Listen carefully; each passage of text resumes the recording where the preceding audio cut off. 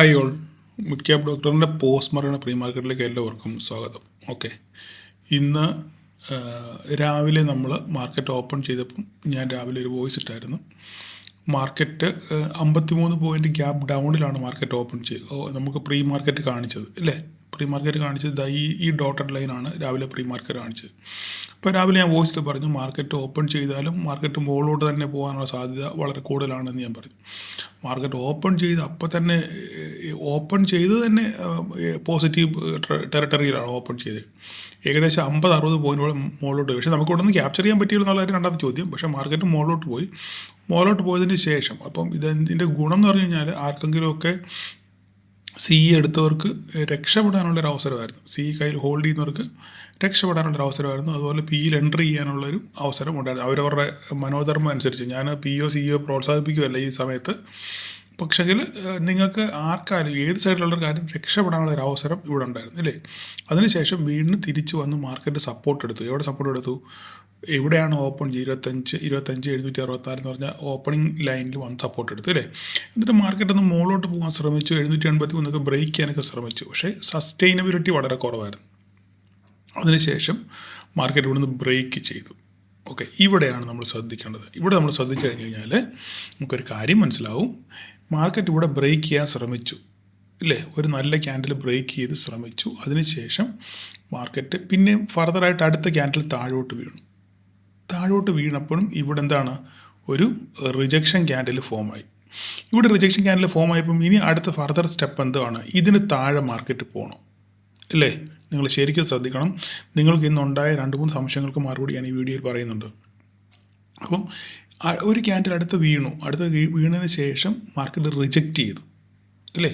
Reject ചെയ്ത് കഴിഞ്ഞപ്പോൾ എന്താ സംഭവിച്ചത്? ഇവിടെ നമുക്കൊരു ലോ കിട്ടി. ഇനി അടുത്ത ക്യാൻഡിൽ വീഴുമ്പോൾ എന്താ സംഭവിക്കേണ്ടത്? ഒന്നുകിൽ ഈ ലോ ബ്രേക്ക് ചെയ്യണം. ഈ ലോ ബ്രേക്ക് ചെയ്യാത്തിടത്തോളം കാലം മാർക്കറ്റ് എപ്പോഴും ഇവിടുന്ന് മുകളിലോട്ട് പോകാനുള്ള ടെൻഡൻസി വളരെ കൂടുതലായിരിക്കും. അപ്പോൾ തന്നെ ഈ സമയത്ത് നമ്മൾ ഓപ്പൺ ഇൻട്രസ്റ്റ് നോക്കുകയാണെന്നുണ്ടെങ്കിൽ 25,800 സ്ട്രോങ് ആയിട്ട് പുട്ട് റൈറ്റിക്ക് കൂടുതലായിരുന്നു. ഞാൻ അന്നേരം ഗ്രൂപ്പിൽ ഞാൻ എൻ്റെ സ്ക്രീൻഷോട്ട് ഇട്ടായിരുന്നു അല്ലേ. അപ്പം ധാരാളം പുട്ട് റേറ്റിംഗ് ഉണ്ടായിരുന്നു. അപ്പം നമുക്ക് എന്താ അവിടെ മനസ്സിലാകുന്നത്? മാർക്കറ്റ് 25,800 എന്ന് പറയുന്ന ഒരു സ്ട്രോങ് സപ്പോർട്ടാണ്. മാർക്കറ്റ് എപ്പോഴും അവിടുന്ന് റിജക്റ്റ് ചെയ്യാനുള്ള സാധ്യത വളരെ കൂടുതലാണ് എന്ന് നമുക്കതുകൊണ്ട് മനസ്സിലാകും അല്ലേ. മാർക്കറ്റ് അപ്പം താഴോട്ട് വന്നു, സപ്പോർട്ട് എടുത്തു, അല്ലെങ്കിൽ ഒരു റിജക്ഷൻ ക്യാൻഡിൽ ഫോം ചെയ്തു. ബാക്കി പിന്നെല്ലാം മാർക്കറ്റ് സസ്റ്റെയിൻ ചെയ്യുന്നതെല്ലാം ഇതിൻ്റെ മുകളിലാണ് സസ്റ്റെയിൻ ചെയ്തത് അല്ലേ. അതിനുശേഷം മാർക്കറ്റ് ഇവിടെ എൻട്രി ഇല്ല.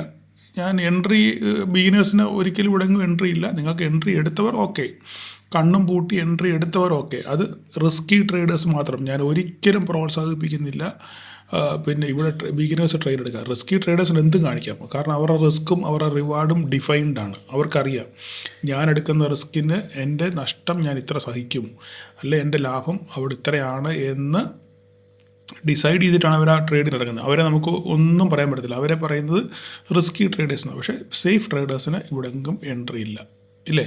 എൻട്രി ഇല്ല, ഇവിടെങ്കിൽ എൻട്രി എടുക്കാനുള്ള അവസരം നമുക്കില്ല. എടുത്തവരൊക്കെ ഞാൻ ഒരിക്കലും പ്രോത്സാഹിപ്പിക്കുന്നില്ല. ഇവിടെങ്കും ബിഗിന്നറെ സംബന്ധിച്ചിടത്തോളം ഒരു പുതിയ ഒരാൾക്ക്, ഒരു ഗൈക്ക്, ഇവിടെ ഒരു ഫ്രഷ് സ്റ്റുഡൻറ്റിന് ഒരിക്കലും ഇവിടെങ്ങും ഒരു ട്രേഡില്ല. മാർക്കറ്റ് ഇവിടുന്ന് മുകളിലോട്ട് പോയി. ഇവിടുന്ന് തന്നെ ട്രേഡ് എടുത്തു. ഇനി അത് ബാക്കി കാര്യത്തോടെ പറഞ്ഞുതരാം. ഇവിടുന്ന് മാർക്കറ്റ് മുകളിലോട്ട് പോയി ഇല്ലേ. മുകളിലോട്ട് പോയി കറക്റ്റായിട്ട് നമ്മുടെ 25,836 ടെസ്റ്റ് ചെയ്തു. ഈ ടെസ്റ്റ് ചെയ്ത് നമ്മൾ നോക്കിക്കഴിഞ്ഞാൽ ഇത് പല പ്രാവശ്യം ടെസ്റ്റ് ചെയ്ത ഏരിയയായിരുന്നു. ഇതാ നോക്കിക്കേ, ഇവിടെ വന്ന് സപ്പോർട്ട് എടുത്ത് നേരെ തിരിച്ചു പോയി. പിന്നെ താഴെ ഇറങ്ങുന്ന ഇവിടെ പല പ്രാവശ്യം റെസിസ്റ്റൻസ് ഫേസ് ചെയ്തു. ഇവിടെ വന്ന് റെസിസ്റ്റൻസ് ഫേസ് ചെയ്തു. പല പ്രാവശ്യം റെസിസ്റ്റൻസ് ഫേസ് ചെയ്ത ഏരിയയാണ്. അപ്പം ഇവിടെ എന്താ നമ്മൾ മനസ്സിലാക്കേണ്ടത്? ഇവിടെ ഈ സംഭവിക്കുന്ന കാര്യം എന്ന് പറഞ്ഞു കഴിഞ്ഞാൽ ഇവിടെ ഇത് ബ്രേക്ക് ചെയ്താൽ അപ്സൈഡ് പോകാനുള്ള സാധ്യത വളരെ കൂടുതലാണ്. ഇല്ലെങ്കിൽ ഇവിടുന്ന് റിജക്റ്റ് ചെയ്യാനുള്ള സാധ്യത വളരെ കൂടുതലാണ്. ഇവിടെ 2 സിനാരിയാണ് ഇവിടെ ഉള്ളത്. അപ്പം നമ്മളിവിടെ ഓപ്പൺ ഇൻട്രസ്റ്റ് വെച്ച് നോക്കുകയാണെന്നുണ്ടെങ്കിൽ മാർക്കറ്റിൽ പുട്ട് റേറ്റിംഗ് ധാരാളം കൂടുതലുണ്ട്. അതുകൊണ്ട് മാർക്കറ്റ് ഇവിടുന്ന് മുകളിലോട്ട് പോകണം. ഇത് ഞാൻ കൃത്യമായിട്ട് നമ്മുടെ ഓപ്പൺ ഇൻട്രസ്റ്റ് ഇട്ട ഗ്രൂപ്പിൽ ഞാനത് പറഞ്ഞായിരുന്നു അല്ലേ.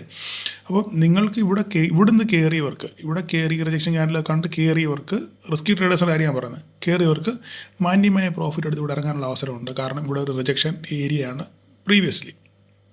ഇവിടുന്ന് ഏകദേശം 100 പോയിൻറ്റ് 744, 844, ഏകദേശം 100 പോയിൻറ്റിൻ്റെ നമുക്കൊരു അപ്സൈഡ് കിട്ടി ഇവിടെ. ഓക്കെ, മോർ ദാൻ എനഫ് ആണ്. അപ്പം ഞാൻ പിന്നെയും രാവിലെ വോയിസിലൊരു കാര്യം പറഞ്ഞിരുന്നു, 836 കടന്നാൽ 836 കടന്നാൽ ചെറിയ രീതിയിലെങ്കിലും ഷോർട്ട് കവറിങ് ഇവിടെ ആരംഭിക്കാനുള്ള സാധ്യത വളരെ കൂടുതലാണ് എന്ന് ഞാൻ പറഞ്ഞത്. അപ്പം മാർക്കറ്റ് അതിന് ശേഷം കുറച്ച് നേരം ഇവിടെ കൺസോളിഡേറ്റ് ചെയ്തതിന് ശേഷം വീണ്ടും ഒരു ബ്രേക്ക് ഔട്ട് നടത്തി മാർക്കറ്റ് പിന്നെ അടുത്ത ലെവലിലോട്ട് പോയി 876. ഇത് കടന്നാൽ ഷോർട്ട് കവറിങ് കൺഫേം ആണ്, മാർക്കറ്റ് ഫർദറായിട്ട് മുകളിലോട്ട് പോകുമെന്ന് പറഞ്ഞു. പക്ഷേ 2-3 ക്യാൻഡിൽ പോയതിന് ശേഷം ഇവിടുന്ന് വലിയ പിന്നെ ഒരു സെൽ ഓഫ് ഇവിടെ വന്നു. ഓക്കെ, അപ്പോൾ ഇവിടെ സംഭവിച്ചൊരു കാര്യം ഞാൻ നിങ്ങൾക്ക് പറഞ്ഞുതരാം. ഇവിടെ നിങ്ങൾ പലരും ഇവിടെ എന്ത് ചെയ്യാൻ ഇവിടെ നോട്ട് വെച്ചിട്ടുണ്ടായിരുന്നു ആ പോയിന്റ്. ഇവിടെ നിങ്ങൾ പലരും ട്രേഡ് എടുത്തിട്ടുണ്ടായിരിക്കാം ഇല്ലേ? ഇവിടെ നിങ്ങൾ പലരും ട്രേഡ് എടുത്തിട്ടുണ്ടായിരിക്കാം. ഇവിടെ എന്താണ്, ഒരു 5 മിനിറ്റിൻ്റെ ക്യാൻഡിൽ നമുക്കിവിടെ ക്ലോസിങ് കിട്ടി, ഒരു ബെയറിഷ് സെറ്റപ്പാണ്, അടുത്ത് വീണ്ടും ഒരു ക്യാൻഡിൽ വീണു. അപ്പോൾ നിങ്ങളുടെ സ്വാഭാവികമായിട്ട് നിങ്ങളുടെ ട്രേഡ് എടുത്ത് കാണും, നിങ്ങളുടെ സെൽ അടിച്ച് കാണും. ഓക്കെ, എന്തുകൊണ്ടാണെന്ന് ഞാനൊന്നുകൂടെ പറയാം. രണ്ടാമത്, ഇവിടെ വേണമെങ്കിൽ നിങ്ങൾ ട്രേഡ് എടുത്തിട്ടുണ്ടായിരിക്കാം, എടുത്തിട്ടുള്ളവർക്ക് ഇത്. പക്ഷേ ഇവിടെ ഒന്നും പ്രൈസ് ആക്ഷനൊന്നും ഇല്ല, ഇത് നമുക്കിവിടെ ട്രേഡ് ഇല്ല. നിങ്ങൾക്ക് പറ്റ് ഇവിടെ ആയിരിക്കും, ഈ ഏരിയയിലായിരിക്കും. നിങ്ങളൊരു ട്രേഡിന് വേണ്ടി തുനിഞ്ഞു, നിങ്ങൾക്ക് ഇവിടെ നഷ്ടം ഉണ്ടായിട്ടുണ്ട്, അല്ലെ സ്റ്റോപ്പ് അടിച്ചിട്ടുണ്ട്. ഇനി ഞാനാണെന്നുണ്ടെങ്കിൽ ഇവിടെ ഈ ട്രേഡ് സജസ്റ്റ് ചെയ്യത്തില്ല, ഇവിടെ ഒരു ട്രേഡ് എടുക്കത്തുമില്ല. ഇത്രയും നേരം എനിക്കിവിടെ സി മാത്രമല്ല, ഞാൻ ഒരു പി പോയി, എനിക്കിവിടെ നിന്ന് ഇങ്ങോട്ടുള്ള ട്രേഡ് ഇല്ല, താഴോട്ട് എനിക്ക് ട്രേഡ് ഇല്ല. എൻ്റെ ട്രേഡ് സെറ്റപ്പിൽ എനിക്ക് പി സെറ്റപ്പ് ഇല്ല, ഞാൻ പി ട്രേഡ് ചെയ്തുമില്ല, ഞാൻ ഓൺലി സി ട്രേഡ് മാത്രമേ ചെയ്തുള്ളൂ. അതിൻ്റെ കാരണം എന്താണെന്ന് പറഞ്ഞു കഴിഞ്ഞാൽ, മാർക്കറ്റ് താഴേന്ന് ഒരു 70 പോയിൻറ്റോളം market 50 point gap down open ചെയ്ത് പിന്നെ ഒരു 10-50 പോയിൻറ്റ് പോയി 100 പോയിൻറ്റോളം താഴെ പോയൊരു മാർക്കറ്റ്. ശ്രദ്ധിച്ച് കേൾക്കണം ഞാൻ പറയുന്നത്. 100 പോയിൻറ്റോളം താഴെ പോയൊരു മാർക്കറ്റ് അവിടുന്ന് തിരിച്ച് റിക്കവർ ചെയ്ത് വി ഷേപ്പ് റിക്കവറി പോലെ മാർക്കറ്റ് തിരിച്ച് കയറി വരുവാണ്. അപ്പോൾ ഇത്രയും ബോട്ടത്തിൽ നിന്ന് മാർക്കറ്റ് തിരിച്ച് കയറി വരുമ്പോൾ ഞാൻ പറഞ്ഞു ഇതിൻ്റെ മുകളിൽ ഷോർട്ട് കവറിങ് നടക്കാനുള്ള സാധ്യത വളരെ കൂടുതലാണ് ഇല്ലേ? അപ്പോൾ മാർക്കറ്റ് ഇത്രയും കയറി വന്നതിന് ശേഷം വീണ്ടും ഒരു ബ്രേക്ക് ഔട്ട് നടത്തി ഇല്ലേ? വീണ്ടും ഒരു ബ്രേക്ക് ഔട്ട് നടത്തി റീടെസ്റ്റ് നടത്തി, ഈ ഏരിയയിൽ തന്നെ റീടെസ്റ്റ് നടത്തി മാർക്കറ്റ് വീണ്ടും ഇവിടുന്ന് ഫർദറായിട്ട് മുകളിലോട്ട് പോകും. കാരണം ഇവിടെ ഷോർട്ട് കവറിങ് ചാൻസസ് വളരെ കൂടുതലാണ്. അപ്പോൾ അങ്ങനെ ഷോർട്ട് കവറിങ് നടക്കുന്ന സമയത്ത്, കാരണം നമ്മൾ ഓപ്പൺ ഇൻട്രസ്റ്റ് നോക്കിയാലും കാണാം, നമുക്ക് പുട്ട് റേറ്റിങ്ങിൻ്റെ ബാറ് വളരെ സ്ട്രോങ് ആയിട്ട് അവിടെ വോളിയം കൂടിക്കൊണ്ടിരിക്കുകയാണ്. അതുപോലെ കോൾ റേറ്റിങ്ങിൻ്റെ വോളിയം കുറഞ്ഞുകൊണ്ടിരിക്കുകയാണ്. ദാറ്റ് മീൻസ് അവിടുന്ന് വീണ്ടും മാർക്കറ്റിനെ പുഷ് ചെയ്ത് മേലോട്ട് കൊണ്ടുപോകാനുള്ള സാധ്യത വളരെ കൂടുതലാണ് എന്ന് ഓപ്പൺ ഇൻട്രസ്റ്റ് നോക്കിയാൽ നമുക്ക് മനസ്സിലാവും. ഓപ്പൺ ഇൻട്രസ്റ്റ് അറിയാൻ വയ്യാത്തൊരു ഓപ്പൺ ഇൻട്രസ്റ്റിൻ്റെ വീഡിയോ ചെയ്തിട്ട് നിങ്ങളത് കാണുക. ഓക്കെ, അപ്പം വീണ്ടും മാർക്കറ്റ് ഇവിടെ നിന്ന് കൺസോളിഡേറ്റ് ചെയ്തു, അല്ലെങ്കിൽ ഒന്ന് റീടെസ്റ്റ് ചെയ്തതിന് ശേഷം വീണ്ടും ബ്രേക്ക് ഔട്ട് നടത്തി മാർക്കറ്റ് വീണ്ടും ഫർദറായിട്ട് മുകളിലോട്ട് പോയി. പറഞ്ഞ് മനസ്സിലായോ? അപ്പം ഇവിടെ എന്താ സംഭവിച്ചത്? അപ്പോൾ ഇങ്ങനെ ഷോർട്ട് കവറിങ് റാലി നടക്കുന്ന സാഹചര്യങ്ങളിൽ, അങ്ങനെ ഷോർട്ട് കവറിങ് റാലി ഒരു കൺഫർമേഷനുള്ള സാഹചര്യങ്ങളിൽ നമ്മൾ ഒരിക്കലും ഇവിടെ ഒരു ക്യാൻഡിൽ കണ്ടുകൊണ്ട് 2 ക്യാൻഡിൽ കണ്ടുകൊണ്ടോ പ്രൈസ് ആക്ഷൻ്റെ ബേസിൽ പോയി ചാടി കയറി ട്രേഡ് എടുക്കല്ലേ. നമുക്കൊരു നോർമൽ മാർക്കറ്റിൽ നമുക്ക് ട്രേഡ് എടുക്കാം, no problem. Normal market price action വളരെ സൂപ്പറായിട്ട് വർക്ക് ചെയ്യും. പക്ഷെങ്കിൽ ഇങ്ങനെ ഷോർട്ട് കവറിങ് റാലി നടക്കുന്ന അവസരങ്ങളിൽ ഒരു കാരണവശാലും 1-2 ക്യാൻഡിൽ കണ്ടുകൊണ്ട് ചാടിക്കേറി അവിടെ ഒരു ട്രേഡ് എടുക്കാൻ പാടില്ല എന്നുള്ളതിന് വ്യക്തമായ ഉദാഹരണമാണ് ഈ ഏരിയ. ഓക്കെ, ക്ലിയർ ആയല്ലോ? അതിനുശേഷം വീണ്ടും ഫർദറായിട്ട് മാർക്കറ്റ് പോയി ഇവിടുന്ന് പിന്നെയും ബ്രേക്ക് ഔട്ട് നടത്തി. ഇവിടെയും വേണമെന്നുണ്ടെങ്കിൽ നിങ്ങൾ ട്രേഡ് എടുത്തിട്ടുണ്ടായിരിക്കാം. ആരെങ്കിലും ചാടിക്കയറി എടുത്തിട്ടുണ്ടെന്ന് എനിക്ക് അറിയത്തില്ല, ഇവിടെ എടുക്കാൻ സാധ്യത വളരെ കുറവാണ്. പിന്നെ ഈ റിജക്ഷൻ ക്യാൻഡിൽ കണ്ടുകൊണ്ട് ചിലപ്പോൾ ആരെങ്കിലും എടുത്താൽ അവർക്കും പണി കിട്ടിയിട്ടുണ്ട്. കാരണം ഞാൻ ഈ പറഞ്ഞ സംഗതി തന്നെ, കാരണം വളരെ ഫാസ്റ്റായിട്ട് ഷോർട്ട് കവറിങ് റാലി നടക്കുന്ന ഒരു മാർക്കറ്റിനകത്ത് ചാടിക്കയറിയിട്ട് ഒരു കാരണവശാലും ചാടിക്കയറി ചിലപ്പോൾ 1-2 ക്യാൻഡിലുകൾ കാണാം. അത് നമ്മളെ തെറ്റിദ്ധരിപ്പിക്കാനോ ഒരു പ്രോഫിറ്റ് ബുക്കിംഗ് ആയിരിക്കും. കാരണം ഇവിടുന്ന് സി കയറി വരെ ഇവിടെ എടുക്കുമ്പോൾ പ്രോഫിറ്റ് ബുക്ക് ചെയ്യുമ്പോൾ അതിൻ്റെ ഒരു താഴ്ച നമുക്കിവിടെ കാണാം ഇല്ലേ? ഒരു പ്രോഫിറ്റ് ബുക്കിംഗ് വരുമ്പോൾ അങ്ങനെ ഒരു സെൽ ഓഫ് ഇവിടെ വരും. ആ സെൽ ഓഫിന് ശേഷം വീണ്ടും അവിടുന്ന് റാലി നടക്കുകയാണ് മേലോട്ട്. മനസ്സിലായില്ലേ? കാരണം ഓപ്ഷൻ സെല്ല് ചെയ്തവർക്കാണ് ഏറ്റവും വലിയ തലവേദന, ബയേഴ്സിനല്ല. സെല്ലേഴ്സ് ഇവിടെ സെല്ല് ചെയ്തവരെല്ലാം ഇവിടെ വരുമ്പം എന്ത് ചെയ്യും? ഒരു പ്രോഫിറ്റ് ബുക്ക് ചെയ്യും. അപ്പോൾ കോള് സെല്ല് ചെയ്ത് ധാരാളം ആൾക്കാരുണ്ട്. അപ്പോൾ അവരൊക്കെ എന്ത് ചെയ്യണം? ഇവിടുന്ന് എക്സിറ്റ് ചെയ്ത് പോയേക്കത്തില്ല. കാരണം അല്ലെങ്കിൽ അവർക്ക് ഹ്യൂജ് ലോസ് വരും. മനസ്സിലായോ പറഞ്ഞ്? അപ്പോൾ അങ്ങനെ എക്സിറ്റ് ചെയ്യുമ്പോഴാണ് ഇവിടെ ഒരു പ്രോഫിറ്റ് ബുക്കിംഗ് ഇങ്ങനെ ഒരു താഴോട്ടൊരു ഡൗൺ ട്രെൻഡ് വരുന്നത്. പക്ഷേ അത് ടെമ്പററി ആയിരിക്കും. അവിടുന്ന് ശേഷം വീണ്ടും മാർക്കറ്റ് എന്ത് ചെയ്യും? ഫർദറായിട്ട് അവിടുന്ന് മുകളിലോട്ട് പോകും. അപ്പോൾ ഇങ്ങനെയുള്ള കാര്യങ്ങൾ ഷോർട്ട് കവറിങ് നടക്കുന്ന സമയത്ത് ഇങ്ങനെ ചെറിയൊരു ഡൗൺ ട്രെൻഡ് വന്നാൽ ചാടി കയറി അതിനകത്ത് കയറി തല വെക്കരുത് എന്നാണ് ഈ പറഞ്ഞതിൻ്റെ പ്രധാനപ്പെട്ട ഉദ്ദേശം. ഓക്കെ, അപ്പോൾ ഞാൻ ഇവിടുന്ന് ഇവിടം വരെ ഞാൻ പിടിച്ചു. ഇവിടുന്ന് ഇവിടം വരെ എൻ്റെ പിടിച്ച് അത് അത്രയ്ക്ക് കപ്പാസിറ്റി ഉള്ളവർക്ക് മാത്രമേ ഇത് പിടിച്ച് നിൽക്കാൻ പറ്റത്തില്ല. കാരണം ഈ ട്രെൻഡ് എന്ന് വന്നപ്പോഴൊന്നും ഞാൻ ആ ട്രേഡ് അവിടെ വിട്ടു. കാരണം ഞാനിത് കറണ്ട് എക്സ്പയറി അല്ല, മന്ത്ലി എക്സ്പയറി എടുത്തത്. അപ്പോൾ അതങ്ങനെ സ്ട്രിക്റ്റായിട്ട് ഹോൾഡ് ചെയ്ത് നല്ല രീതിയിലൊരു പ്രോഫിറ്റ് എനിക്ക് ബുക്ക് ചെയ്യാൻ പറ്റും. കാരണം ഈ സംഭവം ഏകദേശം എനിക്ക് പോട്ടെ, അത് പറയണ്ട, പോട്ടെ, നമ്മളിനി അത് പറഞ്ഞിനിയും അതൊരു പ്രശ്നമാകണ്ട. ഓക്കെ, അപ്പം നല്ല രീതിയിൽ എനിക്കത് ക്യാപ്ചർ ചെയ്യാൻ പറ്റി. അപ്പം അതിനുശേഷം ഇങ്ങോട്ടുള്ളത് ക്യാപ്ചർ ചെയ്യാൻ പിടിച്ചില്ല. ഇത് നമ്മുടെ എൻ്റെ ട്രേഡിംഗ് സെറ്റപ്പിൽ ഇങ്ങനൊരു സംഭവം ഇല്ല. ഓക്കെ, പലരും പ്രതീക്ഷിച്ച് ഇരുന്നിട്ടുണ്ടായിരിക്കും, ചിലർ പിടിച്ചവർ കാണും. പിടിക്കാനാണെങ്കിൽ ഇവിടെ പ്രൈസ് ആക്ഷൻ നോക്കുകയാണെന്നുണ്ടെങ്കിൽ ഇത് പ്രൈസ് ആക്ഷൻ വർക്കാവും. എവിടെയെങ്ങനെയാണ് ഇതിന് ശേഷം മുകളിൽ പോയി ഇത് ബ്രേക്ക് ചെയ്ത് കഴിഞ്ഞാൽ ഈ ലെവൽ ഇപ്പോൾ ഇത്രയും മുകളിലോട്ട് കയറിപ്പോയി ഇല്ലേ, പിന്നെ ഒരു ക്യാൻഡിൽ കൊണ്ട് 2 ക്യാൻഡിൽ കൊണ്ട് 3-4 ക്യാൻഡിൽ വീണ് കൺസോൾട്ടേറ്റ് ചെയ്ത ശേഷം നല്ലൊരു ബ്രേക്ക് ഡൗൺ കിട്ടി അല്ലേ, നല്ലൊരു ബ്രേക്ക് ഡൗൺ കിട്ടി. വീണ്ടും ഒരു റിജക്ഷൻ ക്യാൻഡിൽ വന്നു കഴിഞ്ഞപ്പോൾ വേണമെന്നുണ്ടെങ്കിൽ ഇവിടെ നിങ്ങൾക്ക് ഒരു ട്രേഡ് പ്ലാൻ ചെയ്യാം, ഒരു പ്രോഫിറ്റ് കിട്ടി, നിങ്ങൾക്ക് ബുക്ക് ചെയ്യാൻ പറ്റി കാണും. അപ്പോഴും നമ്മൾ അവിടം വരെ എടുക്കേണ്ടത് ഈ 25,783 കാരണം നമ്മുടെ ലെവൽ ഇവിടെ ഉണ്ട്. കൃത്യമായിട്ട് ആ 783 വന്ന് മാർക്കറ്റ് വീണ്ടും അവിടെ തിരിച്ച് റിവേഴ്സ് ചെയ്തു. അപ്പോൾ ഞാൻ പറഞ്ഞതിൻ്റെ താല്പര്യം എന്ന് പറഞ്ഞു കഴിഞ്ഞാൽ, ഒരു ഷോർട്ട് കവറിങ് റാലി നടക്കുന്ന മാർക്കറ്റിനകത്തിൽ ചാടി കയറി ഒരു കാരണവശാലും എടുക്കാൻ പാടില്ല എന്നാണ് ഞാൻ ഇത്രയും പറഞ്ഞു വെച്ചതിൻ്റെ ആശയം. നിങ്ങൾക്കൊക്കെ എത്രത്തോളം കാര്യം മനസ്സിലായി എന്ന് എനിക്കറിയത്തില്ല. സംശയമാണെന്നുണ്ടെങ്കിൽ നിങ്ങൾ എനിക്ക് പേഴ്സണലായിട്ട് മെസ്സേജ് അയച്ചാൽ മതി, ഞാൻ പറഞ്ഞുതരാം. ഈ സംശയം മാറണമെന്നുണ്ടെങ്കിൽ കൃത്യമായിട്ട് ഞാൻ ഇതിനെപ്പറ്റി വീഡിയോ, ഓപ്പൺ ഇൻട്രസ്റ്റ് ഇതിനെപ്പറ്റി ഒരു വീഡിയോ ചെയ്തിട്ടുണ്ട്. അതിനകത്ത് ഞാൻ കൃത്യമായിട്ട് ഇതിനെപ്പറ്റി പറഞ്ഞിട്ടുണ്ട്.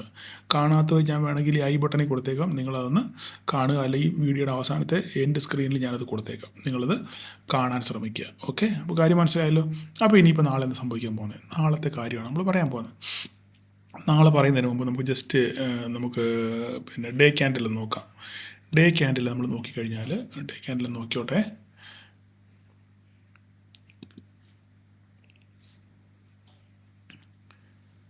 ഡേ ക്യാൻഡിൽ നോക്കിയാൽ ഇന്നൊരു ഡോജി ആയിരിക്കും. കാരണം എന്താണ്, ഗ്യാപ്പ് ഡൗണിൽ ഓപ്പൺ ചെയ്തതിന് ശേഷം സീറോയിലാണ് മാർക്കറ്റ് ക്ലോസ് ചെയ്തേക്കുന്നത് അല്ലേ. നോക്കിക്കേ, മാർക്കറ്റ് ഇപ്പോൾ ഇവിടെ എന്താ സംഭവിച്ചത്, ഇന്നലെ ക്ലോസ് ചെയ്തതിന് താഴെയാണ് ഇന്നത്തെ ക്ലോസിങ്. മനസ്സിലായോ? ഇന്നലെ ഒരു റെഡ് ക്യാൻഡിൽ നെഗറ്റീവ് ക്ലോസിങ് കിട്ടി. പക്ഷേ ആ നെഗറ്റീവ് ക്ലോസിങ് കിട്ടിയെങ്കിലും ഇന്ന് ഗ്യാപ്പ് ഡൗണിൽ ഓപ്പൺ ചെയ്തതിന് ശേഷം മാർക്കറ്റ് സീറോയിലാണ്. ഇപ്പോൾ 3 പോയിൻ്റ് കണ്ട് നെഗറ്റീവിലാണ് ഓപ്പൺ ചെയ്തത്. പക്ഷേ ഇപ്പോൾ ഈ ക്യാൻഡിൽ നോക്കിക്കേ, ഈ ക്യാൻഡിലിൻ്റെ താഴെയാണ് ഈ ക്യാൻഡിൽ ക്ലോസ് ചെയ്തേക്കുന്നത് ഇല്ലേ. അപ്പോൾ അത് ഇച്ചിരി പേടിക്കേണ്ട സംഭവമാണ്. പക്ഷേങ്കിൽ നാളെ മാർക്കറ്റിനെ നയിക്കാൻ പോകുന്ന ഈ കാര്യങ്ങളൊന്നുമല്ല. നാളെ മാർക്കറ്റിനെ നയിക്കാൻ പോകുന്ന ന്യൂസ് ആയിരിക്കും. ന്യൂസിൻ്റെ ബേസിലാണ് നാളെ മാർക്കറ്റിൽ എന്ത് ആക്ഷൻ വരുമോ എന്നുള്ളത് പറയാൻ പാടും. ഞാൻ ജസ്റ്റ് ഇത് നിങ്ങളെ കാണിച്ചത് മാത്രമേ ഉള്ളൂ, ഈ ക്ലോസിങ് കാണിച്ചത് മാത്രമേ ഉള്ളൂ. നമുക്ക് എന്തായാലും ഈ സപ്പോർട്ട് ഇവിടെ 25,645 പറഞ്ഞൊരു ഡേ ക്യാൻഡിൽ ഒരു സപ്പോർട്ടാണ്. പ്രീവിയസ് ക്യാൻഡിലിൻ്റെ സപ്പോർട്ടാണ് ഇവിടെ നമ്മൾ നോക്കി കാണേണ്ട മനസ്സിലാവും. ഇതാ ഈ സപ്പോർട്ടാണ് 645 എന്ന് പറയുന്നത്. ജസ്റ്റ് നിങ്ങളെ കാണിച്ചത് മാത്രമേ ഉള്ളൂ. നമുക്ക് വേറെ വലിയ കൂടുതലായിട്ട് തന്നെ സംസാരിക്കാനില്ല, അത് വിടുക. ബാക്കി കാര്യം ഞാൻ പറയാം. ഇപ്പോൾ കാര്യം എന്താണ്, നാളെ മാർക്കറ്റ് ന്യൂസിൻ്റെ പുറത്തായിരിക്കും പറക്കുന്നത്. നാളെ ജപ്പാൻ്റെ റേറ്റ് ഹൈക്ക് വരികയാണ്. ഇപ്പോൾ ലോകം മുഴുവൻ അറിഞ്ഞു ജപ്പാൻ റേറ്റ് ഹൈക്ക് ചെയ്യാൻ പോകുന്നറിഞ്ഞു. ഓക്കെ, അത് ഓൾറെഡി മാർക്കറ്റ് അബ്സോർബും ചെയ്ത് കഴിഞ്ഞു. എല്ലാ മാർക്കറ്റിലും അത് എഫക്റ്റ് ചെയ്തു. ഈ സംഭവങ്ങൾ കുറേ ദിവസം കൊണ്ടേ കിടന്ന് മാർക്കറ്റ് ഓടിക്കളിക്കുന്നു. അവരുടെ ഗവൺമെൻറ് കൺഫേം ചെയ്തു, ഞങ്ങൾ 0.25 കൂട്ടും, ഇനി അടുത്ത് അങ്ങോട്ട് 0.75 ആയിരിക്കും ഇൻട്രസ്റ്റ് റേറ്റ്. ഓക്കെ, പക്ഷേ ഇതല്ല പ്രശ്നം ഇത് കഴിഞ്ഞതിന് ശേഷം അവരുടെ ഗവർണർ, നമ്മുടെ RBI ഗവർണർ പറഞ്ഞ പോലെ, അല്ലെ ഫെഡ് ചെയർമാൻ എന്ന് പറഞ്ഞ പോലെ, അവരുടെ ബാങ്ക് ഓഫ് ജപ്പാൻ്റെ ഹെഡ് കാണുമല്ലോ, ആ ഹെഡിൻ്റെ കമൻട്രിക്കകത്തിലാണ് കാര്യം ഇരിക്കുന്നത്. അദ്ദേഹം പറയുകയാണ്, ഫ്യൂച്ചർ ഗൈഡൻസ് ഇതിനെപ്പറ്റി പുള്ളി സംസാരിക്കുമ്പോൾ പറയുകയാണ്, അടുത്ത പ്രാവശ്യം അല്ലെ ഉടനെ തന്നെ അടുത്തടുപ്പിച്ച് തന്നെ വീണ്ടും ഞങ്ങൾ 0.25 കൂട്ടും, എന്നിട്ടിത് 1% ആക്കും എന്ന് വല്ലതും പറഞ്ഞാൽ നമുക്ക് ഫർദറായിട്ടൊരു ഡൗൺഫോൾ കാണേണ്ടി വരും. പക്ഷെങ്കിൽ അത് അത്ര സിവിയർ ആണെന്ന് ഞാൻ വിചാരിക്കുന്നില്ല. എന്നാലും നമുക്കൊരു സെൽ ഓഫ് കിട്ടാനുള്ള സാധ്യതയുണ്ട്. കാരണം ഓൾറെഡി മാർക്കറ്റ് ഈ സംഭവം അബ്സോർബ് ചെയ്ത് കഴിഞ്ഞിരിക്കുന്ന കാര്യമാണ്. അപ്പോൾ അതിനൊരു സെൽ ഓഫ് നമുക്ക് കിട്ടുകയും ചെയ്തു. അപ്പോൾ ഇനിയിപ്പം ഫർദറായിട്ട് ഇനി അതിൻ്റെ പുറത്തൊരു സെല്ല് വരണമെന്നുണ്ടെങ്കിൽ ഫ്യൂച്ചർ ഗൈഡൻസിനകത്തിൽ അവരെന്തു പറയുന്നുള്ളതാണ്. ഓക്കെ, അല്ലെ ഞങ്ങൾ ഇനി ഉടനെ ചെയ്യത്തില്ല, അല്ലെ മാർക്കറ്റിൻ്റെ സിറ്റുവേഷൻ നോക്കിയിട്ട്, അല്ലെ എക്കണോമിയുടെ സിറ്റുവേഷൻ നോക്കിയിട്ട്, അല്ലെ ഇൻഫ്ലേഷൻ നോക്കിയിട്ട് മാത്രമേ ഞങ്ങൾ ഇനി അടുത്ത റേറ്റ് കട്ട് ചെയ്യൂ എന്ന് പറഞ്ഞു കഴിഞ്ഞാൽ മാർക്കറ്റ് പറക്കും. ഓക്കെ, ഈ വീണതെല്ലാം തിരിച്ചു കയറും. ഇല്ല, ഇനി തിരിച്ചു പറയുകയാണ് ഞങ്ങൾ ഇനി 0.25 ഉടൻ തന്നെ അടുത്ത കൂട്ടും, ഞങ്ങളിത് 1% ആക്കും, ഉടൻ തന്നെ ആക്കും എന്നുമല്ല, അടുത്ത ക്വാർട്ടറിൽ വല്ല ആക്കുമെന്നുമെല്ലാം പറയുകയാണെന്നുണ്ടെങ്കിൽ ഫ്യൂച്ചർ ഗൈഡൻസ് വളരെ എന്താ പറയുന്നത് നെഗറ്റീവായിട്ട് പറയുകയാണെന്നുണ്ടെങ്കിൽ ഫർദറായിട്ട് മാർക്കറ്റ് ഫോൾ ചെയ്യാനുള്ള സാധ്യത വളരെ കൂടുതലാണ്. അങ്ങനെയാണെങ്കിലും വീണാലും മാർക്കറ്റ് തിരിച്ചു കയറാനുള്ള സാധ്യത വളരെ കൂടുതലാണ്. എന്തായാലും നാളെ നമുക്ക് എന്താ പറയുന്നത് വെറുതെ ഇപ്പം പറഞ്ഞിട്ട് കാര്യമില്ലല്ലോ. നാളെ നമുക്ക് കളത്തിൽ കളി കാണാം എന്താ സംഭവിക്കാൻ പോകുന്നുള്ള കാര്യം. ഓക്കെ, അപ്പോൾ തന്നെ നമ്മുടെ ട്രേഡ് ഡീൽ ഒരു സൈഡിൽ കൂടെ നടക്കുന്നു. അവിടുന്ന് വേറെ പ്രത്യേകിച്ച് കമൻറ്റുകളൊന്നും വന്നില്ല. ഇപ്പം നിലവിൽ മാർക്കറ്റിൽ ഉള്ള അവസ്ഥ എന്ന് പറയുന്നത് നമുക്കിപ്പോൾ ഈ ബാങ്ക് ഓഫ് ജപ്പാൻ്റെ റേറ്റ് ഹൈക്കാണ്. അപ്പം നാളെ മാത്രമേ ഇതിനെപ്പറ്റി കറക്റ്റ് കാര്യങ്ങൾ നമുക്ക് അറിയത്തുള്ളൂ. അപ്പോൾ നാളെ എന്താ സംഭവിക്കാൻ പോകുന്നത്, നാളെ ഇപ്പം ഇവിടെ പ്രത്യേകിച്ച് ഇനി പറയാനൊന്നുമില്ല. നാളെ നമുക്ക് ഒരു ഡൗൺഫാൾ വരുവാണെങ്കിൽ 2708 ബ്രേക്ക് ചെയ്ത് താഴെ പോകണം. അല്ല, ഇതിന് താഴെങ്ങാനും ഗ്യാപ്പ് ഡൗൺ വല്ല ഉണ്ടാവുകയാണെന്നുണ്ടെങ്കിൽ പിന്നെ നമുക്ക് ലെവലിലൂടെ ഉണ്ട്. 649 ഉണ്ട്, 580 ഉണ്ട്, പിന്നെ 2500 സൈക്കോളജി ഉണ്ട്. അവിടെ വരും 2500 വരുമെന്ന് ഞാൻ വിശ്വസിക്കുന്നില്ല. എങ്കിലും നമുക്ക് പറയാൻ പറ്റത്തില്ല, മാർക്കറ്റാണ്, ആർക്കും പ്രൊഡിക്റ്റ് ചെയ്യാൻ പറ്റത്തില്ല. അപ്പോൾ എന്തായാലും കൃത്യമായിട്ട് നമുക്ക് ലെവലുകളെല്ലാം ഇവിടെ കിടപ്പുണ്ട്. ഈ ലെവലുകളൊക്കെ കൃത്യമായിട്ട് റെസ്പെക്റ്റ് ചെയ്യുന്നുണ്ട്. കഴിഞ്ഞ കാലങ്ങളിൽ റെസ്പെക്റ്റ് ചെയ്തതുമാണ്.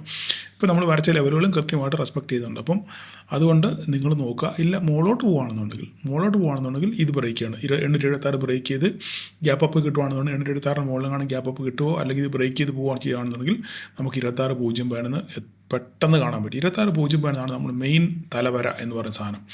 26.0 വേണത്തിന് മുകളിൽ മാർക്കറ്റ് ക്ലോസ് ചെയ്യുകയാണെന്നുണ്ടെങ്കിൽ ഫർദറായിട്ട് പിന്നെയും മാർക്കറ്റ് മുകളിലോട്ട് പറക്കും. അപ്പോൾ ഇതാണ് ഇതിനെപ്പറ്റി നമുക്ക് നാളത്തെ നിഫ്റ്റിയെ പറ്റി പറയാനുള്ളത്. ഇനിയിപ്പം ബാങ്ക് നിഫ്റ്റി നോക്കുകയാണെന്നുണ്ടെങ്കിൽ ഈ പറയുന്ന പോലെ തന്നെ വീണ്ടും പഴയ Shankaran again on the coconut tree എന്ന് പറഞ്ഞ പോലെ തന്നെ വീണ്ടും പഴയ സ്ഥലത്ത് തന്നെ വന്ന് അവസാനിച്ചു. ആ റേഞ്ചിനകത്ത് തന്നെ കാരണം എത്ര ദിവസമായി കുറേ ദിവസങ്ങൾ കൊണ്ട് തന്നെ ഈ റേഞ്ച് കിടന്ന് മാർക്കറ്റ് കളിക്കുക. കണ്ടോ, ഈ റേഞ്ച് തന്നെ കിടന്ന് അങ്ങ് മേലോട്ട് പോയാലും തിരിച്ചു ഇവിടെ തന്നെ വരിക.